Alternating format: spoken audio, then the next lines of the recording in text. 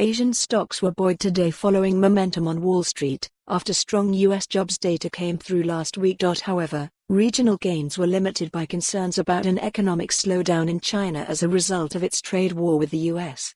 Read more. Chinese exports unexpectedly drop as trade war takes a toll. Japan's Nikkei index rose 0.3%, while the Hang Seng and Shanghai Composite indices rose 0.1%.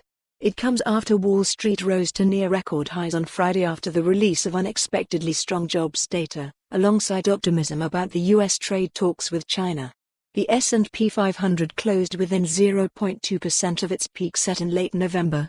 U.S. job growth increased by the most in 10 months in November as the healthcare industry boosted hiring and production workers at General Motors returned to work after a strike. Meanwhile, China's exports shrank for the fourth straight month in November, sending shivers through a market already concerned about the damage being done to global demand by the trade war.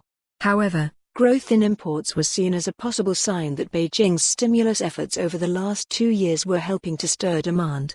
This economy is still climbing and shattering the records for longevity, said Chris Rupkey, chief financial economist at MUFG Union Bank. Right now, the clouds of recession still remain well offshore despite troubled economies elsewhere in the world and a trade war. Separately, U.S. President Donald Trump has warned Kim Jong Un that he risks losing everything, after the North Korean leader said the country had carried out a nuclear test of great significance. Kim Jong Un is too smart and has far too much to lose, everything actually, if he acts in a hostile way.